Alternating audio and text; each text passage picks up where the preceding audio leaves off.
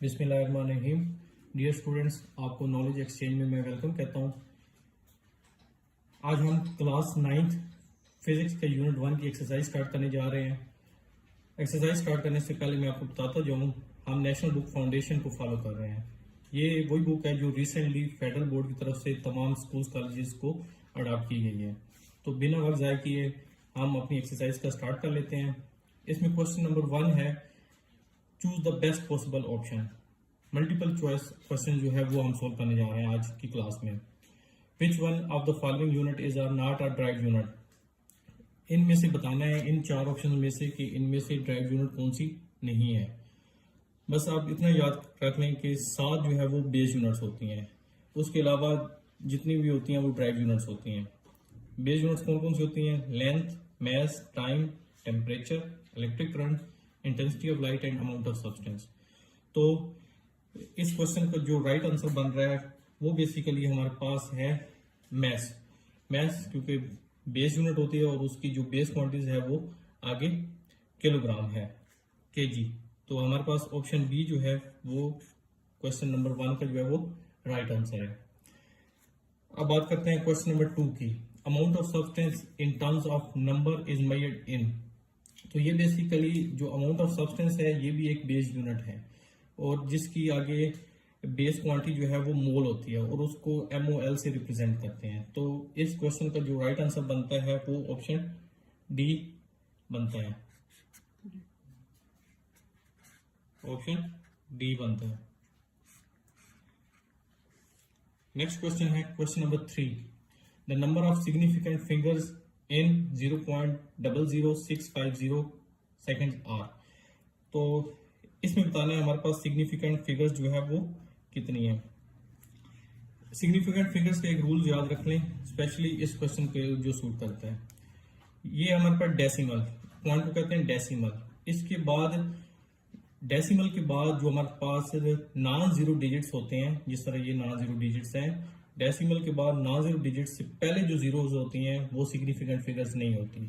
तो ये डेसिमल के बाद 2 जीरोस जो हैं नॉन जीरो डिजिट से पहले वो सिग्निफिकेंट फिगर्स में काउंट नहीं होंगी, लिहाजा हमारे पास जो सिग्निफिकेंट फिगर्स होगी इस क्वेश्चन में वो होंगी 3। तो हमारे पास ऑप्शन बी जो है वो राइट आंसर है। Next question number 4। Which of the following numbers show 4 significant digits. तो इन 4 ऑप्शन में बताना है कि 4 सिग्निफिकेंट डिजिट्स जो है वो किसके हैं। तो इसके तो 5 हैं, इसका 1 है। तो ये जो डी ऑप्शन है इसमें ये बनेगा क्योंकि डेसिमल के बाद नॉन जीरो डिजिट से पहले जो जीरोज हैं वो काउंट नहीं होंगे। तो नॉन जीरो डिजिट्स फिर आगे जो हमारे पास हैं वो 4 हैं, लिहाजा ऑप्शन डी जो है 0.001248 ये हमारे पास करेक्ट आंसर है, जिसमें सिग्निफिकेंट फिगर्स हमारे पास 4 है। Next question number 5। Which one of the following prefix represent a largest value. इसमें जस्ट आप इतना याद रख लें, मेगा जो है ये बेसिकली 10⁻6 होते हैं, पीको जो है 10⁻⁻12 होते हैं, पीटा जो है ये 10⁻15 होता है, किलो सिंपल 10⁻3। तो इसमें बताना है कि ऐसी प्रीफिक्स बतानी है जिसकी वैल्यू सबसे ज्यादा लार्जेस्ट है, तो वो ऑप्शन सी बनते हैं 10⁻15 पीटा। ये हमारे पास राइट आंसर है। क्वेश्चन नंबर 6 है, micrometre can be use to measure current, force, length, mass. अब देखें, माइक्रोमीटर मीटर ये बेसिकली लेंथ की यूनिट है। तो हमारे पास जो ऑप्शन सी है वो इसका जो है राइट आंसर बनता है। जो स्टैंडर्ड यूनिट है वो लेंथ है, लेकिन जब स्मॉलर यूनिट्स की तरफ जाते हैं तो वो माइक्रोमीटर, मिलीमीटर वो बनती हैं। तो ये जो बेसिकली लेंथ की माइक्रोमीटर जो है वो यूनिट है। क्वेश्चन नंबर 7 है, the instrument best measure the internal diameter of pipe. Screw gauge, vernier calliper, metre rule, measuring tape. तो ऐसी इंस्ट्रूमेंट बतानी है जिससे हम पाइप का इंटरनल डायमीटर जो है वो मेजर कर सकते हैं। तो इसमें जो राइट आंसर बनता है वो है ऑप्शन बी, वर्नियर कैलिपर। कैसे? वर्नियर कैलिपर में हमारे पास जार्स होते हैं जिनको यूज करके हम इनर और आउटर डाया जो है वो पाइप का जो है वो इजिली मेजर कर सकते हैं। नेक्स्ट क्वेश्चन है question number 8। Least count of screw gauge is. Least count हमें दे दिया स्क्रू गेज का 0.01 mm है।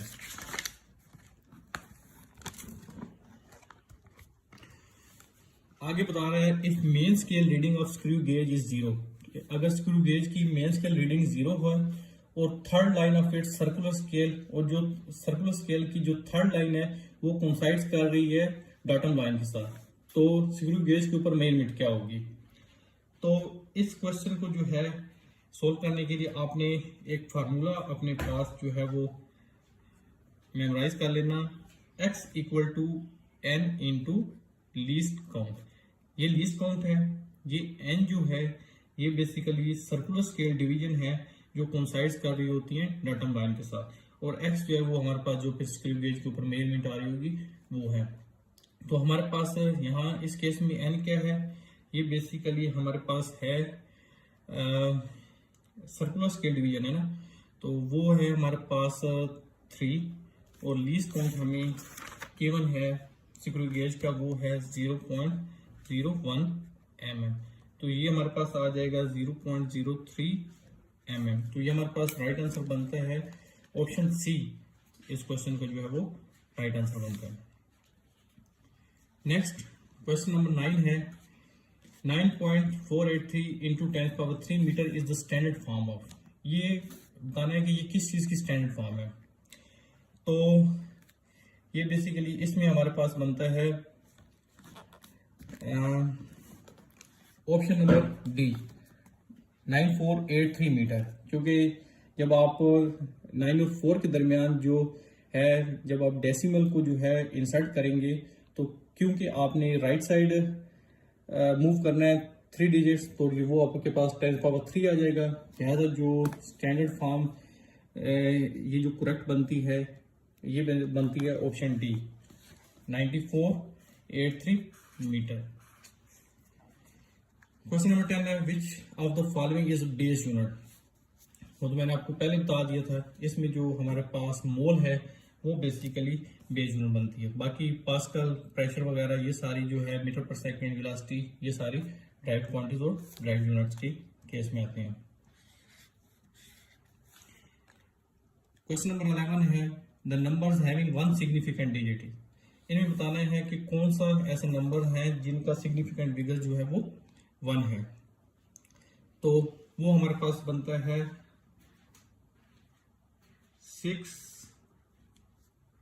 6 इंटू 10⁻², ऑप्शन डी, क्योंकि इस केस में हमारे पास सिग्निफिकेंट फिगर्स 2 हैं, यहाँ पे भी 2 हैं, यहाँ पे भी 2 हैं। इसमें ये होता है जब स्टैंडर्ड फॉर्म में लिखा होता है ना किसी भी नंबर्स को, तो उसमें जो स्टैंडर्ड फॉर्म होती है 10 पावर में जो लिखी होती है वो सिग्निफिकेंट फिगर्स में काउंट नहीं होती, तो उसके बाद हमारे पास 6 बच जाता है, तो हमारे पास इस केस में सिग्निफिकेंट फिगर जो है वो फिर 1 है, तो ऑप्शन डी जो है वो करेक्ट है।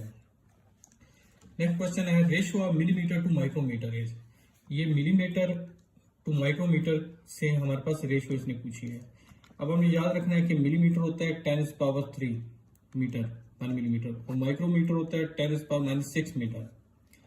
तो जब इसे हम सोल्व करेंगे 10⁻⁻3, जब बेस सेम हो तो पावर एड होती हैं, ये नीचे -6 है तो ये ऊपर आके +6 हो जाएगा, तो हमारे पास 10⁻³ मीटर आ जाएगा। 10⁻³ मीटर ये हमारे पास 1000 मीटर के बराबर होता है। ठीक है, जब अगर स्टैंडर्ड फॉर्म से हम इसे जस्ट सिंपल इस तरह लिखते हैं नंबर्स की फॉर्म में, तो ये हमारे पास बन जाता है ऑप्शन ए 1000 मीटर।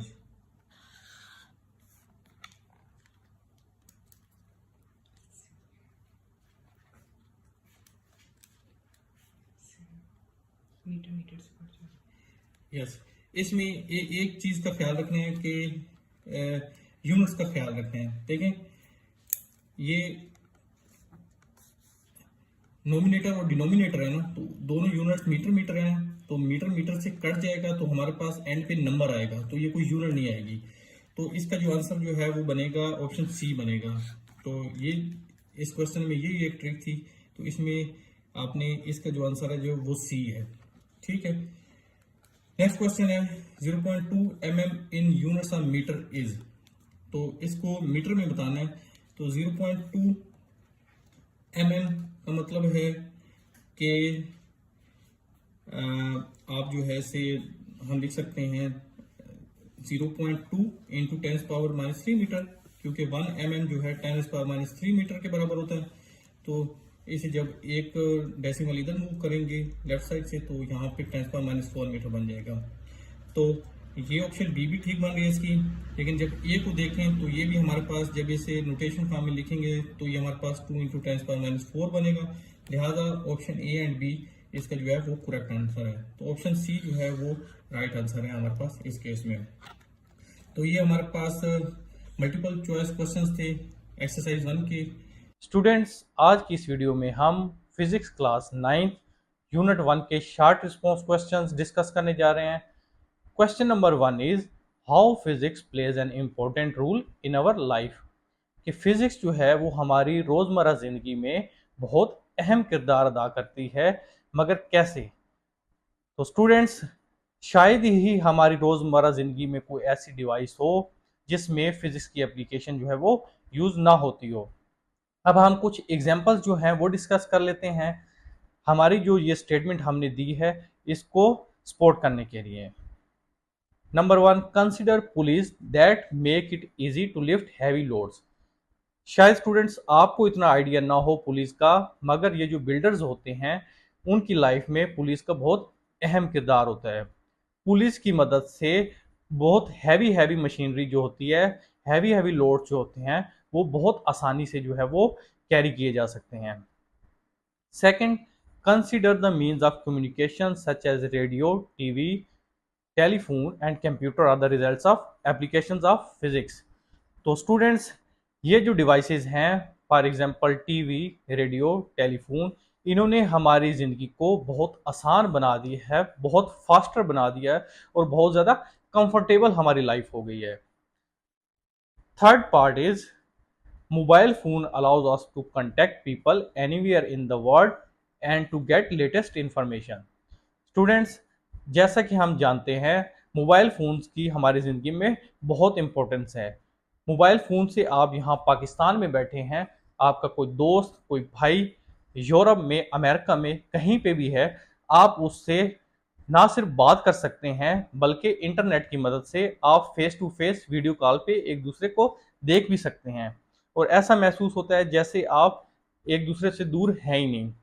तो स्टूडेंट्स, ये सिर्फ पॉसिबल हुआ है फिजिक्स की वजह से ही।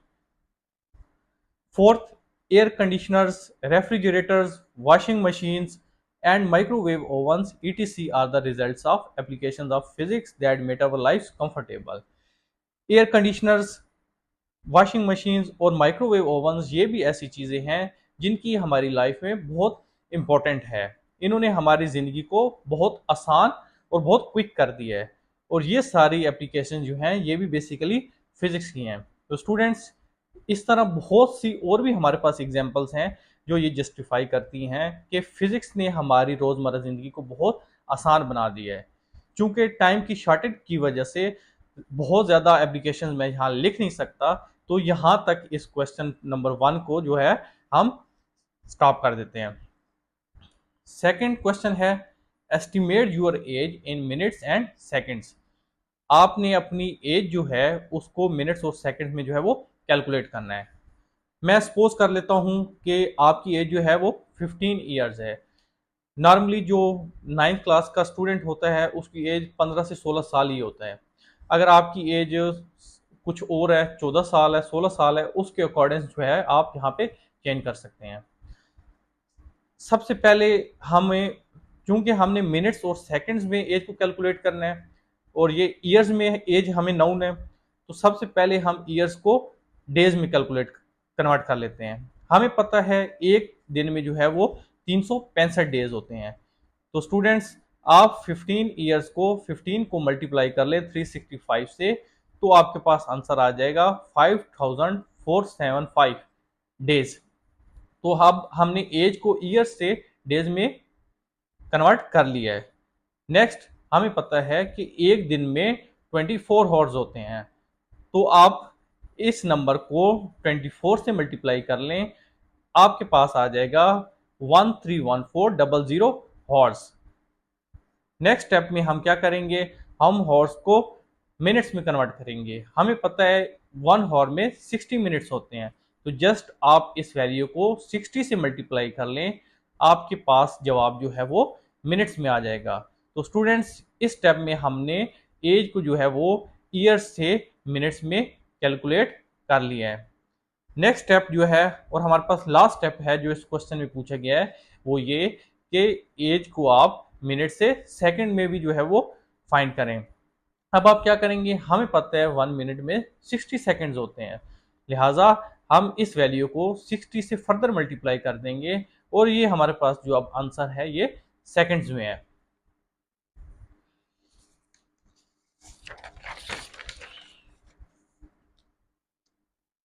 Now comes to the question number 3। Question number 3 है what base quantities are involved in these derived physical quantities force, pressure, power and charge। तो स्टूडेंट्स इस क्वेश्चन में बेसिकली वो ये कह रहा है कि ये फोर्स, प्रेशर, पावर और इलेक्ट्रिक चार्ज, ये चार ड्राइव क्वांटिटीज उसने हमें बता दी हैं और उसने हमसे ये पूछा है कि ये चार ड्राइव क्वांटिटीज कौन कौन सी बेस क्वांटिटी से मिलकर बनी है। स्टूडेंट्स सबसे पहले आपको ये पता होना चाहिए कि हमारे पास 7 सिर्फ बेस क्वांटिटीज होती हैं, उसके अलावा सारी क्वांटिटीज हमारे पास ड्राइव क्वांटिटीज होती हैं।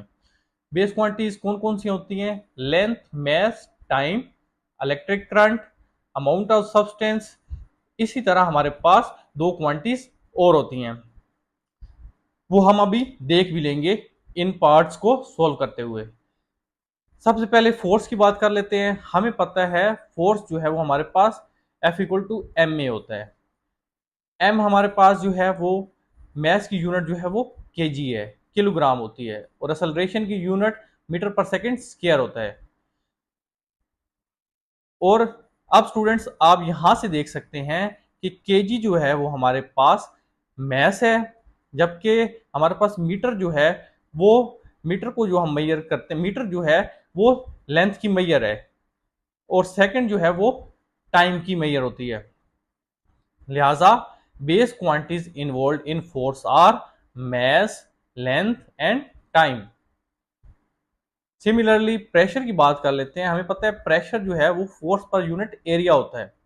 फोर्स एम ए है, एरिया एरिया लिख लेते हैं, एम केजी, एक्सेलरेशन मीटर पर second square, area metre square होता है, मीटर स्क्वायर आ जाएगा। यहाँ पे 1 मीटर इस मीटर से कटेगा, यहाँ पे जस्ट मीटर बच जाएगा। ये जब ऊपर जाएगा तो ये मीटर की पावर -1 हो जाएगा, केजी मीटर की पावर -1 पर सेकंड स्क्वायर। लिहाजा base quantities involve in pressure are mass, length and time. Next, power. We know that power is work per unit time and work is product of force and displacement.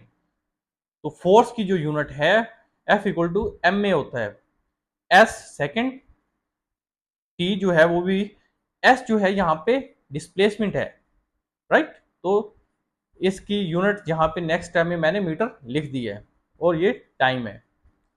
तो M की जगह KG, A की जगह metre पर second square. This is because displacement S, displacement की unit metre होती है और टाइम की सेकंड।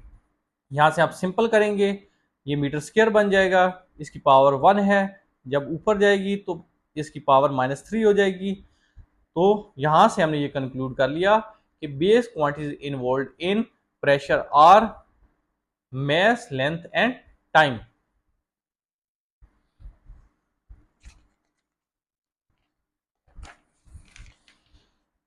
नेक्स्ट हमारे पास है चार्ज। सिमिलरली जैसे हमने फोर्स, प्रेशर और पावर के लिए ये कंक्लूड किया है कि ये कौन सी बेस क्वांटिटी से मिलकर ये ड्राइव क्वांटिटीज बनी है, सेम पैटर्न में हम चार्ज के लिए भी जो है सेम प्रैक्टिस कर लेते हैं। हमें पता है जो करंट होता है हमारे पास वो किसी भी वायर में चार्ज पर यूनिट टाइम होता है, किसी भी इंस्टेंट में हम देख लेते हैं। तो यहां से हमारे पास चार्ज जो होगा वो करंट इनटू टाइम हो जाएगा क्रॉस मल्टीप्लाई करके। So base quantities involved in charge are electric current and time. Next question number 4 है, show that prefix micro is 1000 times smaller than prefix milli. हमने ये शो करना है कि जो प्रीफिक्स माइक्रो होती है वो प्रीफिक्स मिली से 1000 टाइम्स स्मॉलर होती है। अब हमें पता है 1 माइक्रो जो है वो होता है 10⁻⁻6 के बराबर। इसको अब हम लिख सकते हैं 10⁻³ इंटू 10⁻³ सिंपल जो हमारे पास एक्सपोनेंट की प्रॉपर्टी है वो यूज की है, क्योंकि हमें पता है by using property of exponent अगर हमारे पास बेस सेम हो तो पावर्स जो है वो ऐड हो जाती हैं। तो ये चीज 10⁻⁻6 के ही इक्विवेलेंट है, क्योंकि यहाँ पे बेस जो है वो 10 है, पावर्स जो है -3 और -3 है, प्रोडक्ट फॉर्म में है तो पावर्स ऐड होंगी, ये बन जाएगा 10⁻³ - 10⁻6।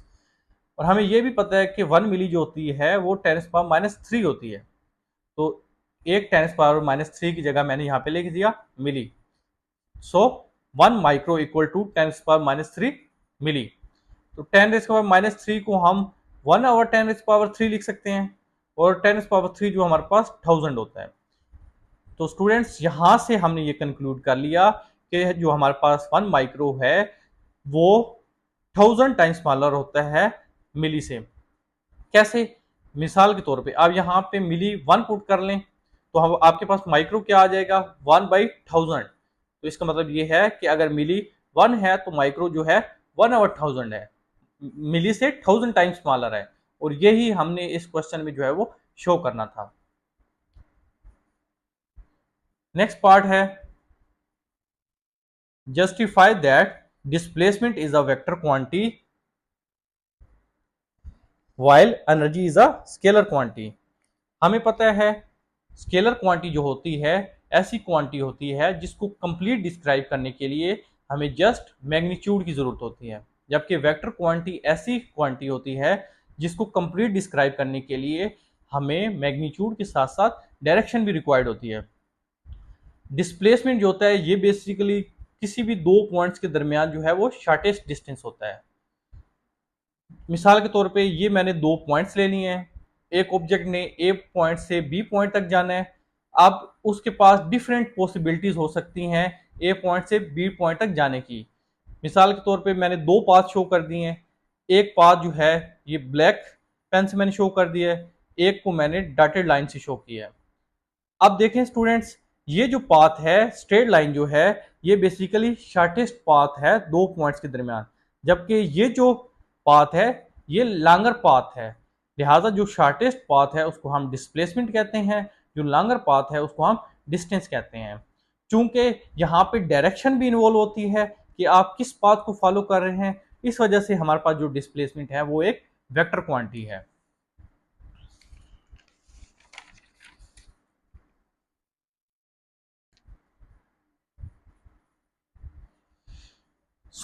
अब हम बात कर लेते हैं एनर्जी की। एनर्जी को जस्टिफाई करने की कोशिश करते हैं कि ये कैसे स्केलर क्वांटिटी है। देखें एनर्जी क्या होती है, ये बेसिकली किसी भी सिस्टम की एबिलिटी होती है टू डू वर्क। एनर्जी की हमारे पास डिफरेंट वेरियस फॉर्म्स हो सकती हैं, like kinetic energy, potential energy, sound energy, heat energy and so on, like thermal energy. अब आपने कभी ऐसा नहीं सुना होगा कि अगर हम फॉर एग्जांपल बात करते हैं हीट एनर्जी की, तो कोई ये कह रहा हो कि हीट एनर्जी जो है वो किस डायरेक्शन में फ्लो कर रही है, राइट? इसी वजह से हम कहते हैं जो एनर्जी जो है वो एक स्केलर क्वांटिटी है। नेक्स्ट क्वेश्चन नंबर 6 है screw gauge can give more precise length than vernier callipers, briefly explain why. कि जो हमारे पास स्क्रू गेज होता है वो ज्यादा प्रिसाइज लेंथ मेजर कर सकता है as compare to vernier calliper और सम अदर डिवाइस। तो स्टूडेंट्स इसका जो आंसर है the least count of an instrument is the smallest measurement that can be taken accurately with it. ये चीज डिपेंड करती है कि किसी इंस्ट्रूमेंट का लीस्ट काउंट जो है वो क्या है। लीस्ट काउंट हमारे पास बेसिकली क्या होता है, वो बेसिकली स्मॉलेस्ट मेजरमेंट होती है जो उस इंस्ट्रूमेंट से हम परफॉर्म कर सकते हैं। Least count of screw gauge 0.01 mm होता है, जबकि least count of vernier calliper 0.1 mm होता है। तो जो लीस्ट काउंट है स्क्रू गेज का वो स्मॉलर है as compare to least count of vernier calliper. यही वजह है कि हमारे पास जो स्क्रू गेज है वो ज्यादा प्रिसाइजली लेंथ ऑफ ऑब्जेक्ट को जो है वो मेजर कर सकती है। क्वेश्चन नंबर 7 है, differentiate between mechanical stop watch and digital stop watch. तो जो हमारे पास मैकेनिकल स्टॉप वॉच होती है ये स्प्रिंग ड्रिवन होती है, जबकि जो डिजिटल स्टॉप वॉच होती है इसमें हमारे पास बैटरी होती है और ये बैटरी ड्रिवन होती है। जो मैकेनिकल स्टॉप वॉच होती है अगर इसके डिस्प्ले की बात की जाए तो इसमें दो सर्कुलर डायल्स होते हैं हमारे पास। जो लार्ज डायल होता है वो बेसिकली उसमें सेकंड हैंड रोटेट करता है, जबकि जो स्मॉलर डायल होता है उसमें मिनट हैंड रोटेट करता है। जबकि डिजिटल स्टॉप वॉच में हमारे पास स्क्रीन के ऊपर डिजिटली जो है वो टाइम डिस्प्ले होता है।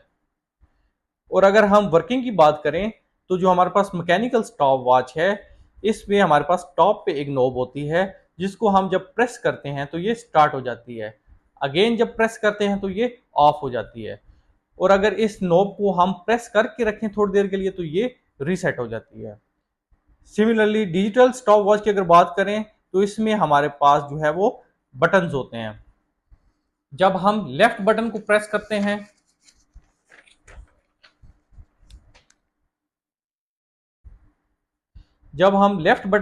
करते हैं तो हमारी वॉच जो है वो स्टार्ट हो जाती है और जब अगेन हम लेफ्ट बटन को प्रेस करते हैं वो तो स्टॉप हो जाती है। अगर राइट बटन को हम प्रेस करें तो उससे हमारे पास ये जो हमारी स्टॉप वॉच है ये रीसेट हो जाती है। क्वेश्चन नंबर 8 है, how measuring cylinder is use to measure volume of an irregular shaped stone. के मेजरिंग सिलेंडर को यूज करके किसी भी इरेगुलर शेप स्टोन का वॉल्यूम हम कैसे फाइंड कर सकते हैं। तो इसमें बेसिकली एक मेथड यूज होता है जिसे हम कहते हैं वाटर डिस्प्लेसमेंट मेथड। इस मेथड में क्या होता है कि हम जो मेजरिंग सिलेंडर है उसको एक नॉन वॉल्यूम ऑफ वाटर से फिल कर देते हैं और जो इनिशियल वाटर की रीडिंग है, इनिशियल वाटर लेवल है वो हम नोट कर लेते हैं। सेकंड स्टेप में हम क्या करते हैं, जो इरेगुलर शेप स्टोन है जिसका वॉल्यूम हमने फाइंड करना है उसको एक वायर की मदद से अटैच करके हम इस पानी में ऐड कर देते हैं। थर्ड स्टेप में हम ये करते हैं, जब ये स्टोन जो है वाटर में समर्ज हो जाता है तो वाटर का लेवल जो है वो चेंज हो जाता है, तो उस रीडिंग को हम नोट डाउन कर लेते हैं। और फाइनली जो हमारे पास ये दो रीडिंग्स आ गई हैं, final water level reading minus initial water level reading, इन दोनों को सब्ट्रैक्ट करने से हमारे पास वॉल्यूम ऑफ स्टोन जो है वो कैलकुलेट हो जाता है। क्वेश्चन नंबर 9 है, what precautions should be kept in mind while taking measurement using measuring cylinder. एक तो आपने ये ख्याल रखना है कि जो आपका मेजरिंग सिलेंडर है वो फ्लैट सरफेस के ऊपर प्लेस्ड होना चाहिए। सेकंड, जो मिनिस्कस है उसको आपने टेक केयर करना है जब आप रीडिंग जो है वो नोट कर रहे हो ताकि आपका आंसर जो है वो एक्यूरेट हो। अब मिनिस्कस क्या होता है, ये बेसिकली हमारे पास मेजरिंग सिलेंडर में फॉर एग्जांपल जो भी लिक्विड है, फ्लूइड है, उसका जो टॉप होता है वो कर्व सरफेस होती है, उसको बेसिकली हम मिनिस्कस कहते हैं। Avoid parallax error while taking the measurement. तो जब आपने वाटर लेवल की रीडिंग लेनी है तो आपने अपनी आई को वाटर लेवल के परपेंडिकुलर रखना है। अगर आप परपेंडिकुलर से अबोव करेंगे या बिलो करेंगे तो आपकी रीडिंग जो है वो इतनी एक्यूरेट नहीं आएगी, उसमें एरर आएगा, तो उस एरर को हम कहते हैं पैरेलैक्स एरर। नेक्स्ट हमारे पास क्वेश्चन नंबर 10 है,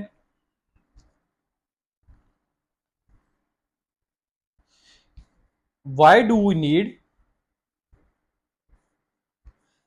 to consider significant digits in measurement। जब हम कोई मेजरमेंट्स परफॉर्म करते हैं तो उनमें सिग्निफिकेंट डिजिट्स को कंसीडर करना क्यों इंपॉर्टेंट होता है।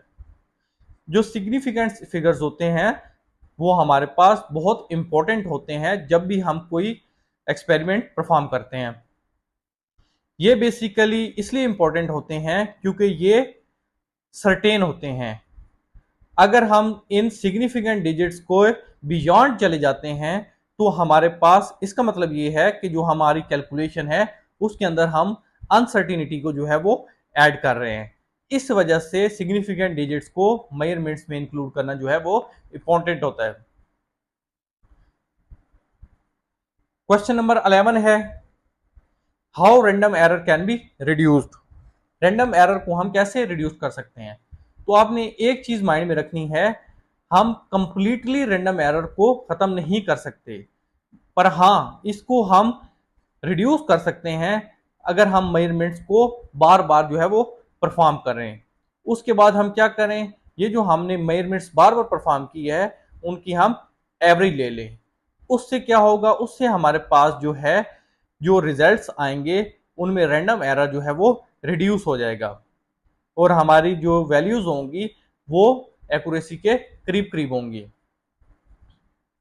सेकंड मेथड ये है कि हम अपना सैंपल साइज जो है वो बढ़ा दें, क्योंकि लार्ज सैंपल साइज जो होता है उसमें रैंडम एरर जो है वो लेस होता है as compare to smaller sample.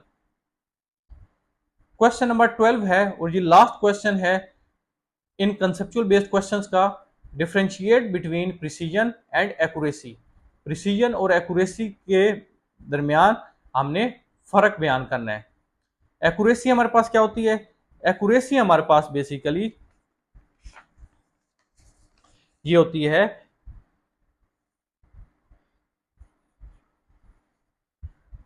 कि अगर हम कोई एक्सपेरिमेंट परफॉर्म करते हैं तो जो हमारा रिजल्ट है वो एक्चुअल वैल्यू के कितने करीब है। सो एक्यूरेसी का ताल्लुक जो है हमारी डिजायर्ड वैल्यू से होता है, जबकि जो प्रिसीजन होती है वो ये होती है कि अगर हम किसी एक्सपेरिमेंट को बार बार रिपीट करते हैं तो जो हमारे रिजल्ट्स आ रहे हैं वो कैसे हैं, उनमें वो सेम रिजल्ट्स आ रहे हैं, करीब करीब हैं, या उनमें बहुत ज़्यादा डिफरेंस तो नहीं है। अगर उनमें बहुत ज़्यादा डिफरेंस होगा तो वो उनमें प्रिसीजन जो है वो कम हो जाएगी। तो स्टूडेंट्स ये थी हमारी exercise unit 1 conceptual based questions. Students आज की इस वीडियो में हम physics class 9 unit 1 physical quantities and measurement के कैन यू टेल के क्वेश्चन सॉल्व करने जा रहे हैं।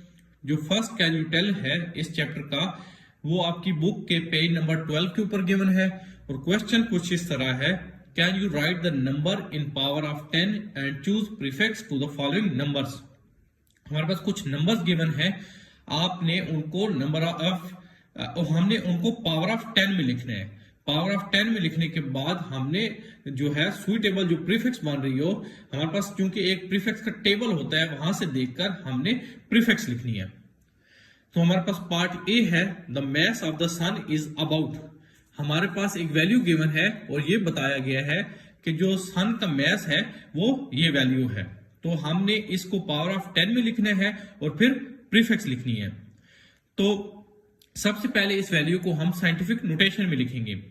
साइंटिफिक नोटेशन में लिखने के लिए आपको पता है कि इस वैल्यू में यहाँ पे कोई पॉइंट नहीं है, तो अगर ऐसा केस हो जिसमें कोई पॉइंट ना हो तो हम ये कंसीडर करते हैं कि इस वैल्यू का जो पॉइंट है वो एक्सट्रीम राइट पर है, मतलब यहां पर है। और हम साइंटिफिक नोटेशन में कैसे लिखते हैं कि हम पॉइंट को फर्स्ट नॉन जीरो डिजिट के बाद लाते हैं। तो पॉइंट यहां से हमें यहां फर्स्ट नॉन जीरो डिजिट जो है इस केस में 1 है, यहां ट्रांसफर करना है। तो अब आप यहां से काउंट कर लेंगे कि आप कितने डिजिट्स इस यहां से इस 1 तक आए, तो ये बनते हैं आपके 30 डिजिट्स। तो जो पावर आएगी 10 की वो 30 आ जाएगी। अब ये पावर पॉजिटिव होगी नेगेटिव होगी, ये डिपेंड करता है कि जो हम पॉइंट है वो शिफ्ट कर रहे हैं राइट से लेफ्ट की तरफ या लेफ्ट से राइट की तरफ। तो अगर हम पॉइंट राइट से लेफ्ट की तरफ शिफ्ट करें तो पावर जो है वो पॉजिटिव होती है। सिमिलरली अगर पावर जो है लेफ्ट से राइट शिफ्ट करें तो पावर जो है वो नेगेटिव होती है। तो यहां हमने पॉइंट जो है यहां इस 0 के बाद जो एक्सट्रीम राइट पे 0 है, यहां से इस फर्स्ट नॉन जीरो डिजिट 1 के बाद शिफ्ट किया तो हमारे पास पावर 30 आ गई। तो ये हमारे पास हमने इस वैल्यू को पावर ऑफ 10 में लिख दिया। अब आप प्रीफिक्स का टेबल देखें तो हमारे पास कोई ऐसी प्रीफिक्स नहीं है जो 10 पावर 30 हो, तो इसलिए इस केस में पार्ट ए के लिए हमको प्रीफिक्स नहीं लिख सकते। तो हमारे पास यही आंसर होगा 1.97 इंटू 10 पावर 30 kg। अब पार्ट बी की बात करते हैं। Radius of hydrogen atom is about. हमारे पास हाइड्रोजन एटम का रेडियस गिवन है, तो इसको भी सबसे पहले हम साइंटिफिक नोटेशन में पावर ऑफ 10 में लिख लेते हैं। अब आप देख सकते हैं यहां पे पॉइंट जो है ये 0 के बाद है। साइंटिफिक नोटेशन में लिखने के लिए हमारे पास क्या रूल है कि हम फर्स्ट नॉन जीरो डिजिट के बाद वो पॉइंट जो है वो शिफ्ट करते हैं। तो ये फर्स्ट नॉन जीरो डिजिट हमारा यहाँ पे 5 है, तो ये पॉइंट जो है 5 के बाद लाएंगे। और कितने यूनिट लाएंगे? ये 11 यूनिट ला रहे हैं। चूंकि हम ये पॉइंट जो है लेफ्ट से राइट ला रहे हैं, तो जो हमारे पास पावर बनेगी 10 रेज की वो नेगेटिव साइन होगा। तो ये बन गया 5 इंटू 10⁻11 मीटर। अब आप अगर प्रीफिक्स का टेबल देखें तो उसमें हमारे पास अगर ये 10⁻12 हो तो वो पिकोमीटर बन सकती है। हमारे पास प्रीफिक्स मौजूद है, तो उसको बनाने के लिए हम थोड़ी सी ट्रिक कर लेते हैं कि ये जो हमारा 10⁻11 हमने लिखी है, ये पॉइंट हमने 5 के बाद शिफ्ट किया है। इसको 5 के बजाय 5 के बाद एक 0 यहां पे मौजूद है, क्योंकि नहीं है 0 लिख भी ले तो कोई फर्क नहीं पड़ता। तो हम जो अपना वो है उसको पॉइंट उसको 5 के बजाय 50 के बाद शिफ्ट कर लेते हैं। तो उससे क्या होगा, उसके ये होगा कि ये 10⁻11 की बजाय हमारे पास 10⁻12 बन जाएगा, क्योंकि 10⁻1 एक और मल्टीप्लाई हो जाएगा। तो ये हमारे पास बन गया 50 इंटू 10⁻12 मीटर। अब आप इसको प्रीफिक्स के टेबल में देखें तो इसकी आपके पास स्टैंडर्ड प्रीफिक्स मौजूद है, और 1⁻12 मीटर ये 1 पिकोमीटर के बराबर होता है। तो ये आ गया 50 पिकोमीटर।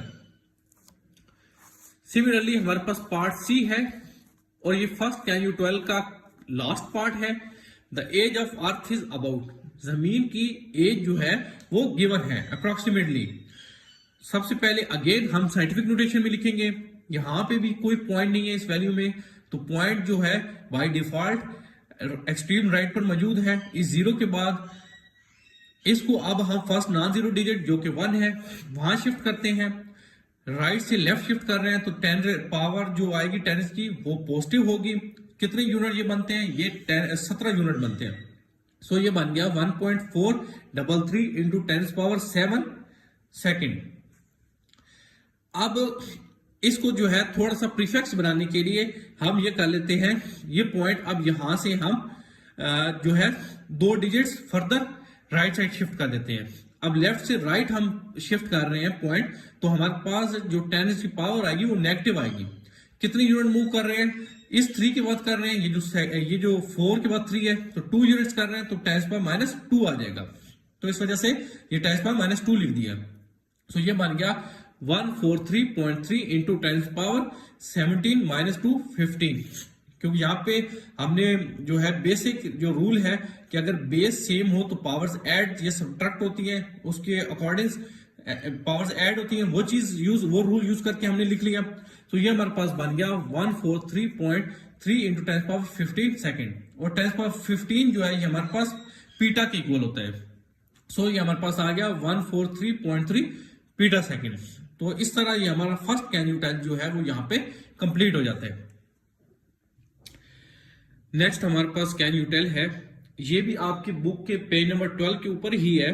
बेसिकली जो हमने अभी first can you tell solve किया है, ये उसके साथ ही ये भी आपसे पूछा गया है। Can you express the following in terms of power of 10, कि ये हमारे पास कुछ वैल्यूज गिवन है, इसको हमने पावर ऑफ 10 में लिखने हैं। लेकिन एक अच्छी बात ये है कि हमने अब प्रीफिक्स चूज नहीं करनी, हमने जस्ट पावर ऑफ 10 में लिखकर छोड़ देना है। हमें प्रीफिक्स बनाने की या प्रीफिक्स लिखने की जरूरत नहीं है। तो पार्ट ए है, the thickness of sheet of paper is about. हमारे पास एक पेपर है, शीट ऑफ पेपर है, उसकी थिकनेस गिवन है नैनोमीटर्स में, तो इसको हमने पावर ऑफ 10 में लिखना है।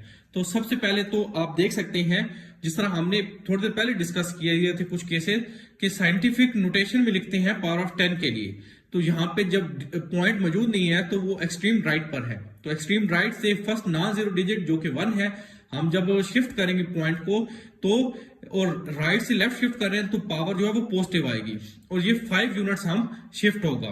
तो ये हमारे पास आ गया 1 × 10⁵ नैनोमीटर। अगर आप प्रीफिक्स के टेबल में देखें तो वो जो 1 नैनोमीटर है वो हमारे पास 10⁹ मीटर होता है।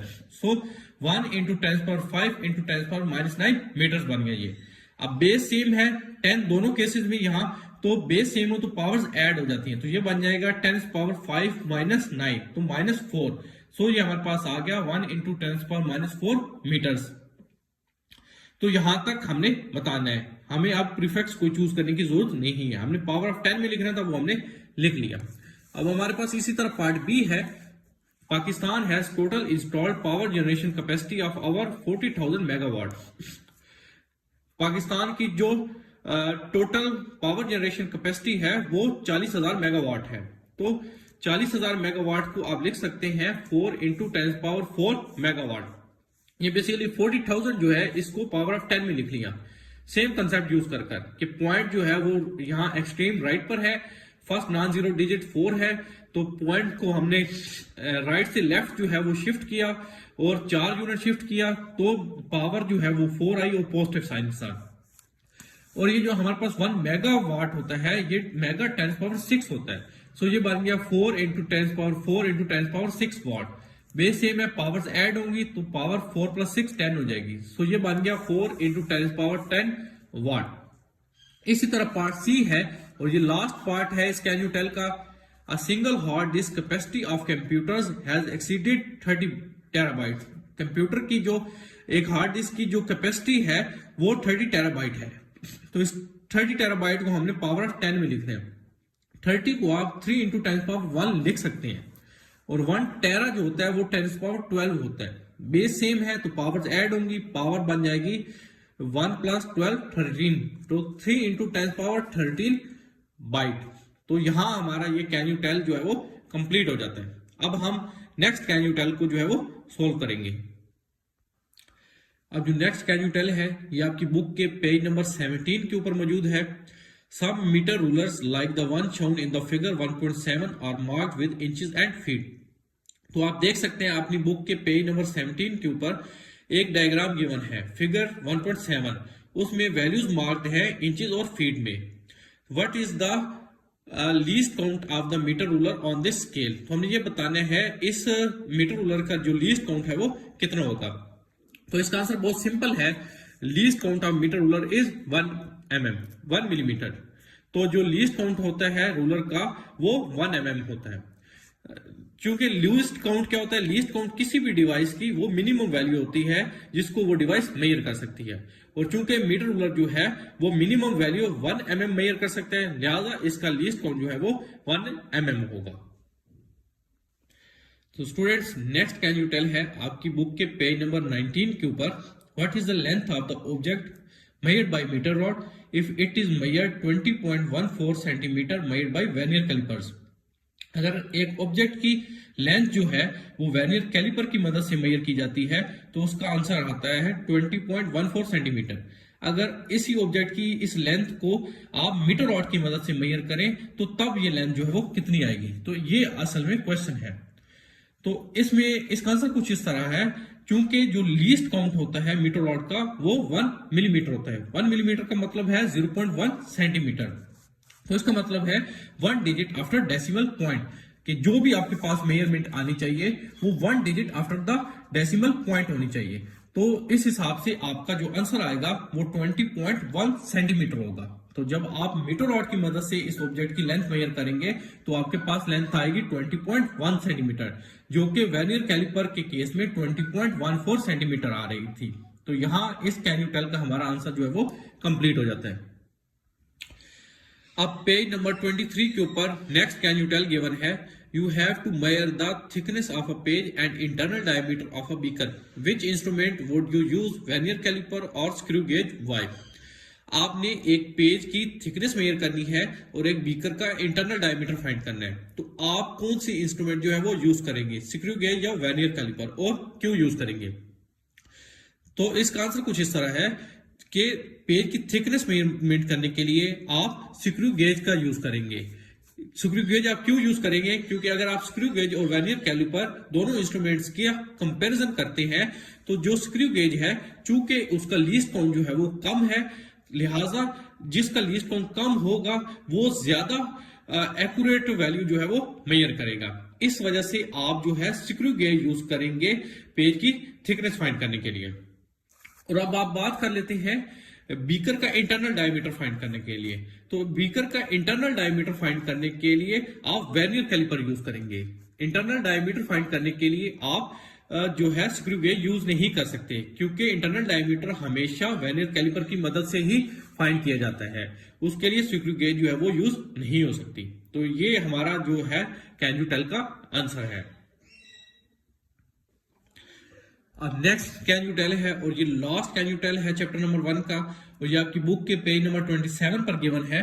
Books in a library were counted 1 by 1। एक लाइब्रेरी के अंदर बुक्स को 1 by 1 काउंट किया जाता है। There were a total of 57,000 books in the library. तो उस लाइब्रेरी में तकरीबन 57,000 बुक्स जो है वो मौजूद हैं। How many significant digits are there in the result. तो हमें ये बताना है इस 57,000 में सिग्निफिकेंट डिजिट्स जो है वो कितने हैं। Will the result change if the books are made in the packet of 10? तो इस क्वेश्चन के दो पार्ट हैं। पहले पार्ट में हमने ये बताना है कितने सिग्निफिकेंट डिजिट्स हैं 57,000 में।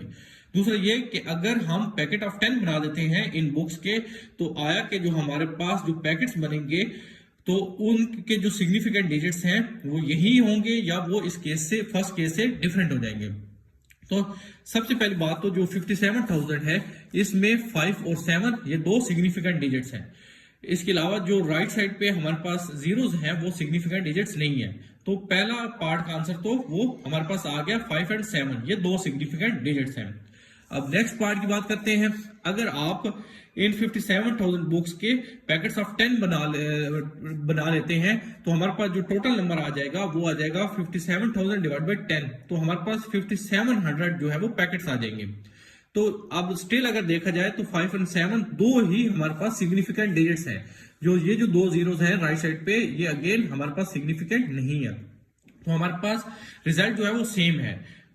पैकेट्स बनाने से पहले भी हमारे पास दो सिग्निफिकेंट डिजिट्स थे 5 और 7। पैकेट्स बनाने के बाद भी हमारे पास सिर्फ 5 और 7 दो ही सिग्निफिकेंट डिजिट्स है। तो हमारे पास रिजल्ट जो है वो चेंज नहीं होंगे।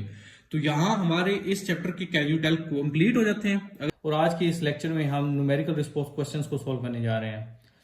वीडियो को स्किप मत कीजिएगा ताकि आपको ये प्रॉब्लम्स अच्छी तरह से समझ आ जाएं।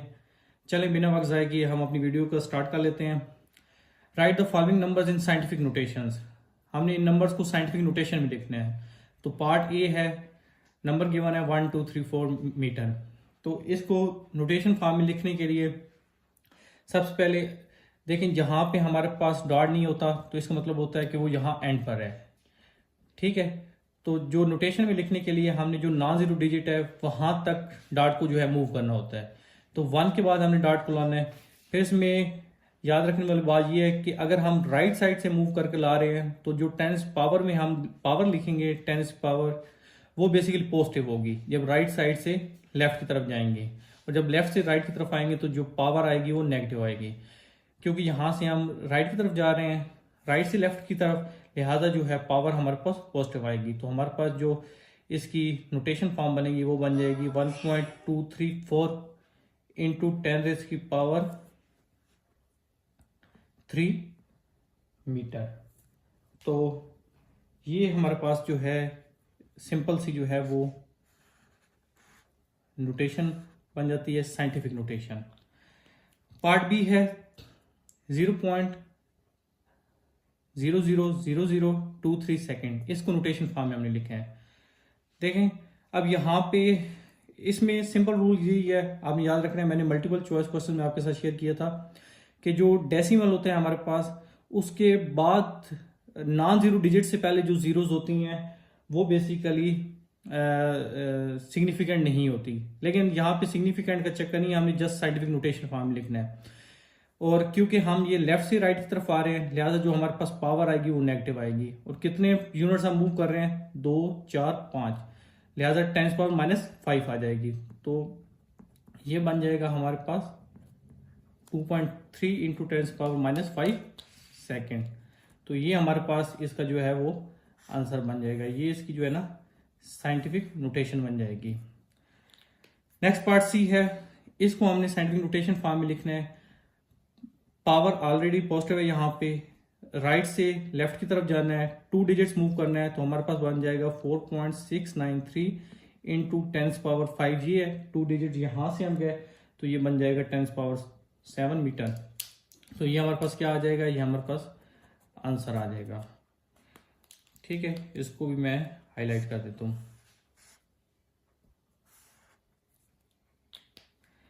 नेक्स्ट पार्ट है और इस क्वेश्चन का लास्ट पार्ट है 0.00985 इंटू 10⁻7 सेकेंड। इसकी नोटेशन फॉर्म क्या होगी, देखें लेफ्ट से राइट की तरफ हमने मूव करना है, कितने स्टेप मूव करना है, 3 डिजिट्स मूव करना है नॉन जीरो डिजिट तक। ठीक है, तो ये बन जाएगा 9.85 इंटू 10⁻, लेफ्ट से राइट की तरफ मूव करने की वजह से नेगेटिव साइन आएगा और ये पॉजिटिव पावर है, तो ये बन जाएगा 7 - 3 4। तो ये हमारे पास बन जाएगा 9.85 इंटू 10⁻4 सेकेंड। तो ये हमारे पास इस तरह जो क्वेश्चन 1 है उसके 4 पार्ट्स हमने अटेम्प्ट कर लिए हैं, तो क्वेश्चन 1 हमारे पास जो है वो कंप्लीट हो गया। नेक्स्ट क्वेश्चन है express the following measurements using prefixes.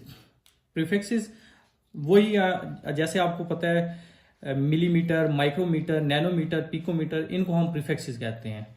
तो पार्ट ए को हम सोल्व करते हैं, ये है 27.5 इंटू 10⁻10 मीटर।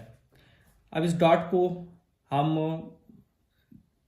राइट से लेफ्ट की तरफ ला रहे हैं, एक यूनिट मूव कर रहे हैं, तो ये बन जाएगा 2.75 इंटू 10⁻+1 आएगा, क्योंकि राइट से लेफ्ट की तरफ हमने डिजिट को मूव किया। और ये पावर जो है 10⁻10 जो ऑलरेडी मौजूद है, तो ये हमारे पास क्या बन जाएगा, जब बेस सेम हो तो पावर्स ऐड होती हैं। ये सिंपल रूल है मैथमेटिक्स का जो आपको पता है, यहाँ पे इक्वल डाल दिया करें, तो ये हमारे पास बन जाएगा 10⁻9 मीटर।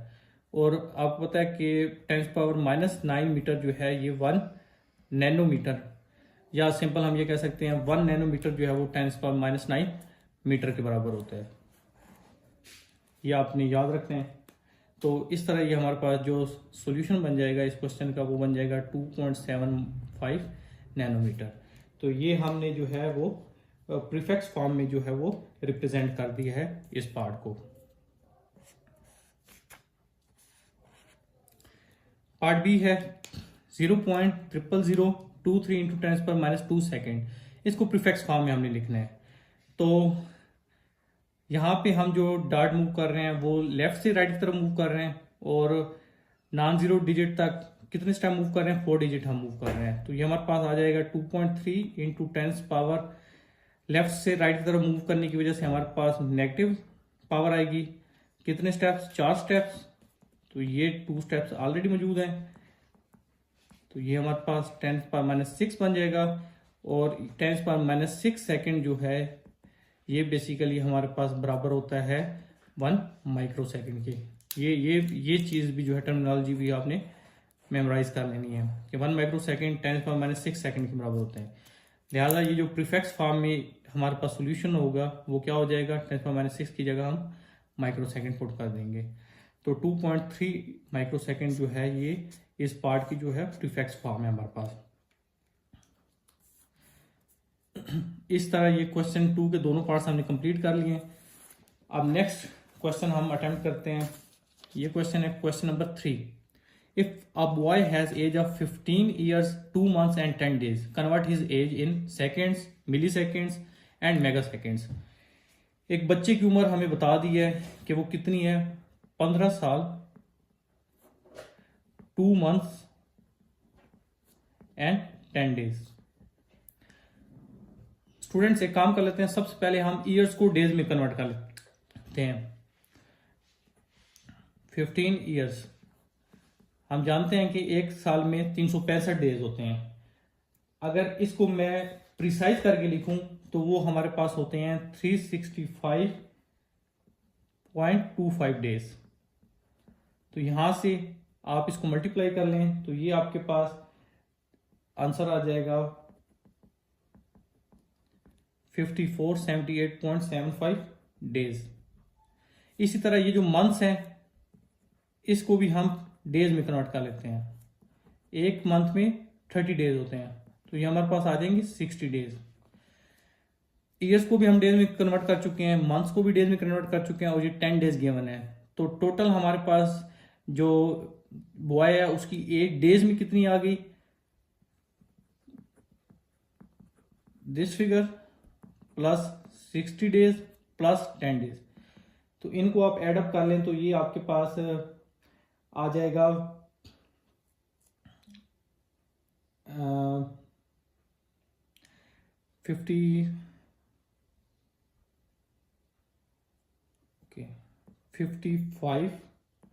48.75 डेज। फर्दर इसको आप कंफर्म भी कर लीजिएगा एक दफ़ा कैलकुलेटर से अपने तौर पे। ये हमारे पास डेज में हमने एज को कैलकुलेट कर लिया। अब हमने कन्वर्ट करना है इस डेज को सेकंड्स में। हम पता है एक दिन में 24 आवर्स होते हैं और 1 आवर में 60 मिनट्स होते हैं और हर मिनट में 60 सेकंड होते हैं। तो इसी तरह ये जो हमारे पास फाइनल जब इनको हम मल्टीप्लाई करेंगे तो ये हमारे पास आंसर आ जाएगा सेकंड्स में और ये बनेगा 4.79412 इंटू 10⁸ सेकेंड। तो ये हमने आंसर जो है सेकंड में दे दिया। एक पार्ट हमने कंप्लीट कर लिया है। अब इसी को हमने सेकंड्स को मिली सेकंड में कन्वर्ट करना है। सेकंड्स हमारे पास गिवन है, अब आपको पता है कि हमारे पास जो मिली सेकंड्स होते हैं 10⁻³ सेकेंड या 1000 सेकेंड।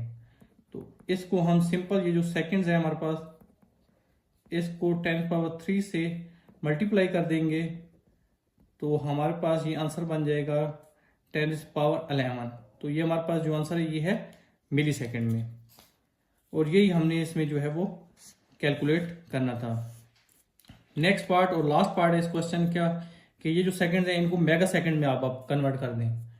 तो इसी को यहीं से स्टार्ट कर लेते हैं। जो सेकंड में हमने जवाब पहले कैलकुलेट किया था। अब आपको पता है मेगा सेकंड्स का मतलब है 10⁶ सेकंड। तो इसको मैं यूं करके अगर लिख लूं 10⁶ इंटू 10⁻², बेस सेम और पावर्स ऐड होती हैं तो ये बेसिकली 10⁸ ही लिखा हुआ है। इस तरह लिखने का मकसद क्या था कि सेकंड्स को हम मेगा सेकंड्स की रिप्रेजेंटेशन में ले जाएं। ये चीज मेगा सेकंड के बराबर है तो ये हमारे पास आ जाएगा और ये 10⁻² जो है हमारे पास ऐसे ही आ जाएगा और ये आ गया मेगा सेकंड। तो ये जो है क्वेश्चन की जो है वो डिमांड थी। इसी तरह हमने इस एक्सरसाइज के 3 प्रॉब्लम जो है वो सोल्व कर लिए हैं। अब नेक्स्ट प्रॉब्लम नंबर 4 सोल्व करते हैं। ये बहुत आसान प्रॉब्लम है, simple. How many kilometres are there in 25 micrometre. 25 micrometre में जो है कितने, how much kilometre.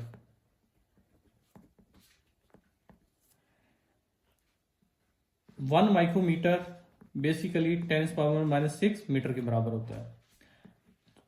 So 25 micrometre equal to 25 into 10⁻⁻6 metre and we know that 1 kilometre equal to 1000 metre. ये भी आपने जो है चीज मेमोराइज करनी है कि 1 किलोमीटर में 1000 मीटर होते हैं। सो मीटर में हमारे पास आंसर आ चुका है। अब इसे हम किलोमीटर में कन्वर्ट करेंगे क्योंकि हमारे पास जो क्वेश्चन में पूछा गया वो किलोमीटर में आंसर पूछा गया। So 25 micrometre equal to 25 into 10⁻⁻6 metre. We have to convert it into kilometre and we know that 1 kilometre are equal to 1000 metre. So इसे 1000 से डिवाइड कर देंगे, मीटर मीटर से कट जाएगा तो जो हमारे पास फाइनल आंसर आएगा वो किलोमीटर में आएगा। तो ये हमारे पास आ जाएगा, ये पावर 3 है, ऊपर जाके नेगेटिव हो जाएगी तो 10⁻⁹ मीटर किलोमीटर। तो this is our final answer.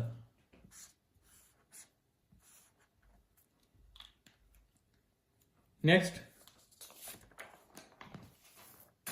Question number 5, what is pitch and least count of vernier calliper? Its smallest division on main scale is 1 mm and total division on vernier scale are 20. So we know that least count of vernier scale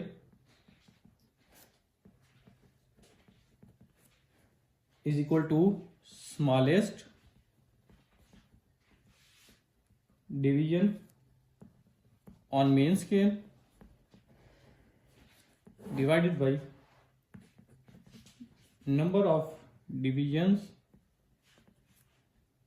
on vernier scale. तो ये basically formula है कि जो least count vernier scale का होता है हमारे पास, वो होता है वर्नियर कैलिपर का smallest division on main scale divided by number of divisions on vernier scale. Data में गिवन है smallest division on main scale जो है वो हमारे पास गिवन है कि वो है 1 mm। सो 1 mm लिखते हैं, और number of division on vernier scale भी हमारे पास गिवन है वो है 20। तो आप डिवाइड कर दें तो ये आपके पास आ जाएगा 0.05 mm, और अगर इसे आप सेंटीमीटर में कन्वर्ट कर लें तो 0.005 सेंटीमीटर ही आ जाएगा। तो यही हमारे पास क्वेश्चन में जो है वो पूछा गया था। पार्ट बी है, पार्ट ए वर्नियर कैलिपर से रिलेटेड था, पार्ट बी जो है वो स्क्रू गेज से रिलेटेड है। स्क्रू गेज इसकी अब हमने लीस्ट काउंट फाइंड करना है। इस smallest division on it's main scale is 0.5 mm and it's movable scale is 50 divisions. तो स्टूडेंट्स याद रखें जो लीस्ट काउंट होता है स्क्रू गेज का वो हमारे पास होता है pitch of screw, screw mean screw gauge divided by number of divisions on circular scale. So in this case pitch of screw is 0.5 mm and number of division on circular scales are given which are 50. So simply dividing 0.5 mm divided by 50 you will get the answer 0.01 mm or 0.001 centimeter if you convert it into centimeter. So यही question में पूछा गया था हमारे पास, तो हमने question number 5 भी जो है वो कंप्लीट कर लिया है। अब नेक्स्ट क्वेश्चन नंबर 6, ये बड़ा अच्छा क्वेश्चन है। Look at the measurement of vernier calliper. इसमें 3 पार्ट्स पूछे गए हैं। What is its main scale reading? तो स्टूडेंट्स इसमें ये जो है ये हमारे पास मेन स्केल होता है और ये जो है ये हमारे पास वर्नियर स्केल होता है। तो पूछा है what it's main scale reading. तो मेन स्केल में देखें आप कौन सा ऐसा पॉइंट है जो वर्नियर स्केल के साथ जो है वो मैच कर रहा है। So it is 2.5 centimetre,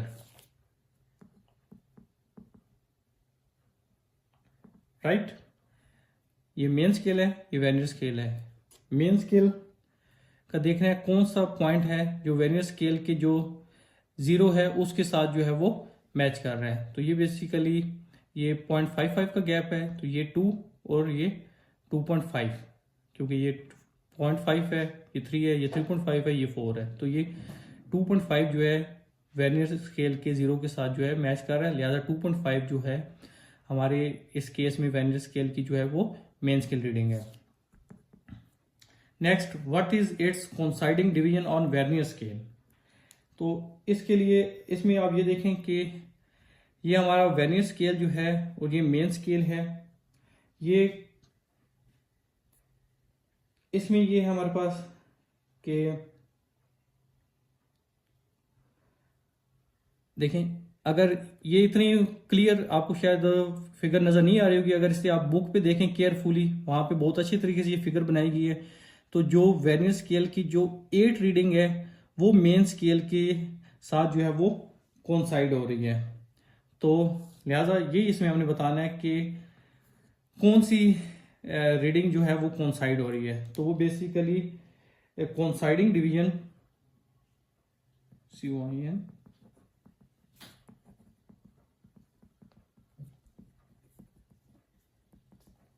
on variance scale is 8th division, right? And finally calculate total reading on the vernier caliper. ये थर्ड पार्ट इन्हीं दो पार्ट से ही सॉल्व हो जाएगा, हमें नेक्स्ट कुछ कैलकुलेट करने की जरूरत नहीं है। Total reading is equal to ये जो हमारे पास मेन स्केल रीडिंग आई है 2.5 सेंटीमीटर प्लस ये जो हमारे पास कोइंसाइडिंग डिवीजन है वर्नियर स्केल के ऊपर जो कि 8th है वो, और जो लीस्ट काउंट होता है वर्नियर कैलिपर का सेंटीमीटर में लिख लें वो। जस्ट आपने इनको आपस में मल्टीप्लाई करना है, तो ये हमारे पास आ जाएगा 2.58 सेंटीमीटर। ये टोटल रीडिंग है वर्नियर कैलिपर के ऊपर। Now next and last question of this exercise is look at the figure of screw gauge. Let a small steel ball is placed between its thimble and anvil. Then what is its main scale reading? ये भी exactly पिछले question की तरह ही है, उसमें vernier caliper से related पूछी गई थी चीजें, यहाँ स्क्रू गेज से रिलेटेड पूछी गई हैं। तो इसको सर्कुलर स्केल कहते हैं, इसको डाटम लाइन कहते हैं, या मेन स्केल भी आप कह लें। इसमें अब ये है कि मेन स्केल रीडिंग हमने बतानी है, तो बेसिकली इसकी ये मेन स्केल रीडिंग बन रही है, ठीक है। 6 ये 0.5 का गैप है, तो 5 के बाद 5.5 6.5, तो इसकी जो मेन स्केल रीडिंग है वो है 6.5 mm, क्योंकि यहाँ पे यूनिट्स हमें गिवन है कि वो mm में है। Next, what is coinciding division of circular scale? तो इसका बताना है कौन सी डिवीजन जो है वो कोइंसाइड हो रही है सर्कुलर स्केल के साथ। तो वो देखें आप, ये 45 और ये 46, तो 46 जो है डिवीजन ये बेसिकली डॉटम लाइन या जो हमारा मेन स्केल है उसके साथ जो कोइंसाइड हो रही है, लिहाजा इसका जो आंसर है वो है 46 division. And similarly total diameter हमारे पास आ जाएगा main scale reading plus coinciding division of circular scale and least count of screw gauge in mm, तो ये हमारे पास आ जाएगा 6.96 mm। तो ये हमने क्वेश्चन जो है बड़ी आसानी से सोल्व कर लिया है। इसके 3 पार्ट्स थे, 2 ही पार्ट्स थे बस, तीसरा तो उन्हीं 2 पार्ट्स के ऊपर बेस कर रहा था। तो इसी के साथ हमने जो न्यूमेरिकल प्रॉब्लम्स थे चैप्टर 1 के वो हमने सोल्व कर लिए हैं। उम्मीद है आपको वीडियो अच्छी लगी होगी। अगर आपको कोई स्टेप समझ नहीं आया तो आप कमेंट सेक्शन में बताइएगा, मज़ीद आपकी रहनुमाई की जाएगी। और चैनल को सब्सक्राइब करना मत भूलिएगा। अगर आपको वीडियो अच्छी लगी हो तो वीडियो को लाइक शेयर ज़रूर कर दीजिएगा। मिलते हैं नेक्स्ट वीडियो में, तब तक के लिए अल्लाह हाफिज़।